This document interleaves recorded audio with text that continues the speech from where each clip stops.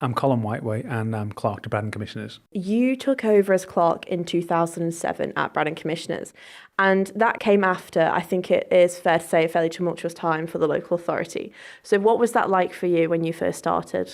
It was a real change for me. I'd never seen anything like this before. I come from the public sector for 28 years and I came into a new environment and litigation was flying everywhere. It was difficult to get a grip on, and the organisation wasn't set up the way I was used to. So that took a bit of change and making sure things worked the way I wanted them to work. How much do you think dealing with the aftermath of that situation helped you see through the issues now, sort of with the Roundhouse, Mullindowie and the sale of Crunkborn Village? How do you think that kind of helped you with those problems? Well, it certainly gave an experience in working through courts and litigation and working with advocates and the Attorney General's chambers. So that was helpful, not ideal, but helpful. What do you take away from that situation then to go forwards with? Obviously, you're retiring. Are you going to welcome the calmness, I guess? Since I started, there's always been something going on within Braddan. It's either the previous carts litigation or building properties or building the Roundhouse. So it's been a real problem, but enjoyable. What have I taken from it? Patience. Patience has been, that's the only thing you do. Just keep going steadily forward. That's the best way to deal with it. Over the 18 years you've been at Braddan Commissioners, what is the biggest change you've seen, like within the local authority itself, the operations and how it's worked and ran, basically? I mean, until we started building the Roundhouse, things were reasonably straightforward. Normal patterns, everything worked. But as soon as we started developing this building or coming up with the concept of this building and then moving on to the construction, that was just chalk and cheese. It was a different kettle of fish and something all my staff had to learn with, we had to get used to. It's just a different game altogether. And what about the local authorities in general, because obviously you must have seen change at other local authorities and the neighbours as well. So what do you think has been the biggest change as a whole for local authorities? I don't really think that there's been too much change, and local government reform has been talked about for so many years, has never actually happened. The only minor change was when Garth was created with a combination of those three authorities. Other than that, it's been pretty steady, and it probably would benefit from reform, but people seem to be resistant to that, and I think that's something that needs to be considered in the future, but it's about everyone working together. You mention mergers. Now, you tried to merge with Santon Commissioners, and do you think if Braddan, arguably one of the richer local authorities, I have heard it be described as the Dubai of local authorities on the island. Do you think if you had managed that merger with Santon, that could have widened the debate for local authority reform? Oh, I don't know. I mean, it wasn't something didn't try and jump in and try and take them over. There was a negotiation of a possibility and would it work? Braddan being the Dubai, not quite the right thing.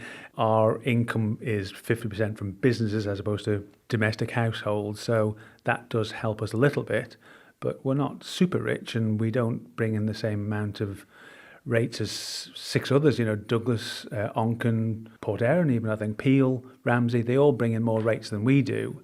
It's just that up until now, we've been a small authority, but things have changed now. This is a different kettle of fish now. We're really having to work hard on generating income, making what we've got here work effectively and efficiently, and making it right for the ratepayers who weren't impressed at the start off. But they only have to see what we've produced. It's an absolutely stunning facility. Monday is the first date that the pharmacy opens, and then that's every part of the equation is then filled, and the building should function as it's supposed to, with all the businesses working together. And that's going to be the change. I'll be gone, but things are going to go better from that. And it's a facility that a lot of people really enjoy at the moment, and some people don't even know it's here. But when they come and they're quite taken aback by how good it is and what facilities we provide.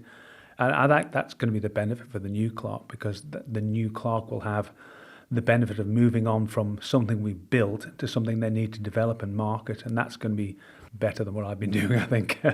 You mentioned that you've got this great new building now that's been built. So what else have you seen in Braddan change since you started?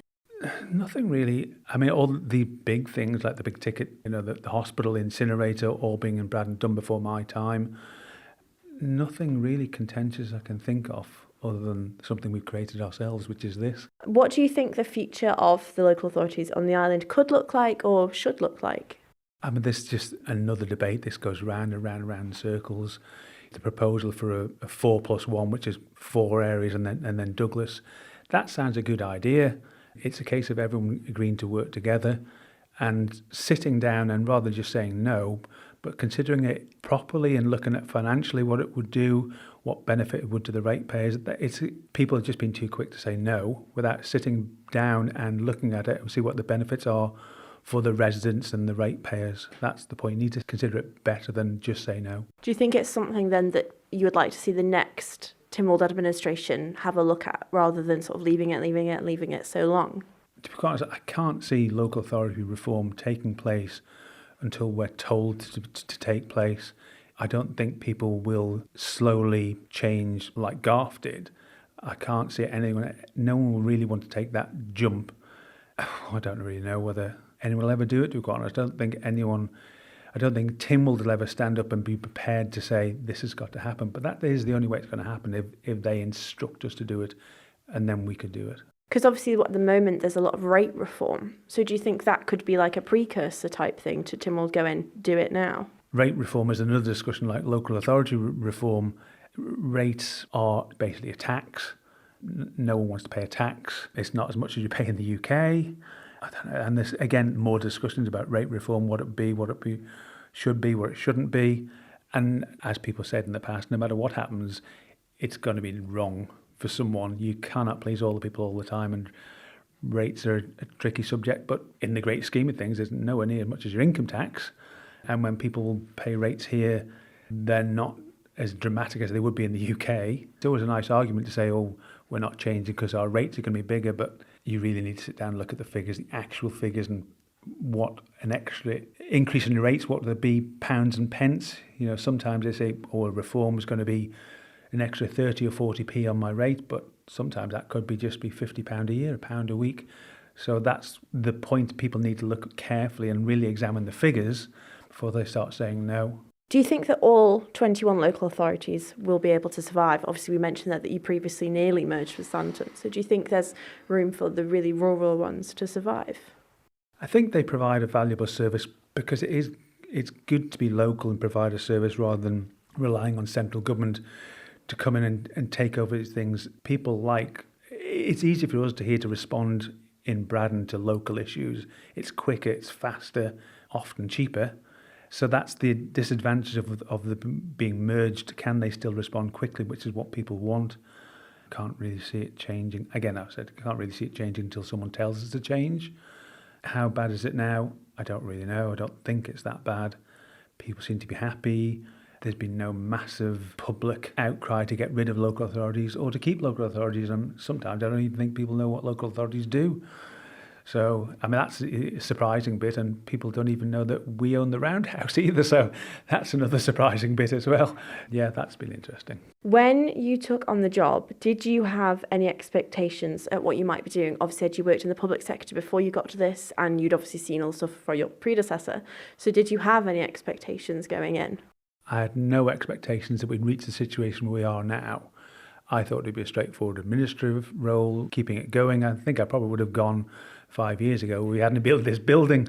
No, I didn't see it as any fantastic challenge, anything different other than following the sort of policies and procedures I've been used to in my public sector role. It's just been total change. And now that I'm standing down, it's just I've moved from something basic function to something that's almost difficult to grasp, and the new clerk will have a real challenge ahead of them and something really they can enjoy because everything's set up for them now, and they can develop and really enhance the general public's experience of the situation. So I'm ready to go, but I do envy the new role. Yeah, I think 48 years is enough, to be quite honest. What advice would you give to the new clerk, the next clerk, whoever that may be? I think they need to consider what we have at the moment, which is a fantastic facility. I mean, the staff here are fantastic. They work really well. They all join in together. I mean, use what we have at the moment, this fantastic resource, and expand on that. Yes, the Roundhouse is a big issue, but the staff have always looked at the parish, and they will continue to look at the parish, and I'm sure the new clerk will do both things, the parish and the Roundhouse. Are there any moments from your career as Braddan Commissioners clerk that you will sort of never forget? Anything in your career that you think, I'll probably never forget this?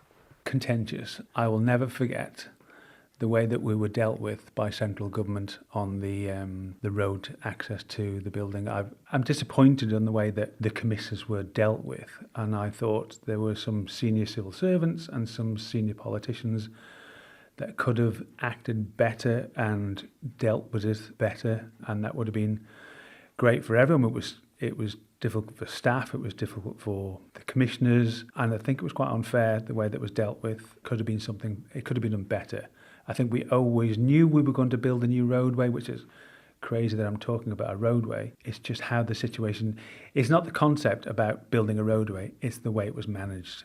What kind of position would you like to leave Braddan Commissioners in for the next clerk? Obviously, your predecessor left you with some hard work, and I imagine that's not what you want to leave for your next one. So what kind of almost like sort of like responsibilities and stuff would you like to leave for them?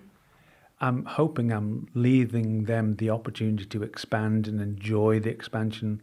All the hard work has been done, hopefully. All the snagging of the building and the litigation for various things going on, and the opening the road, closing the roads and not getting onto the hospital road. That's all gone now. And it's just now using what we've got now, really improving people's experience of what a local authority can do.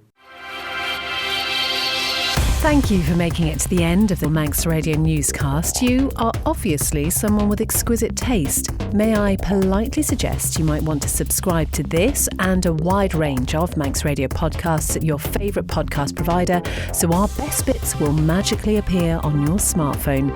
Thank you.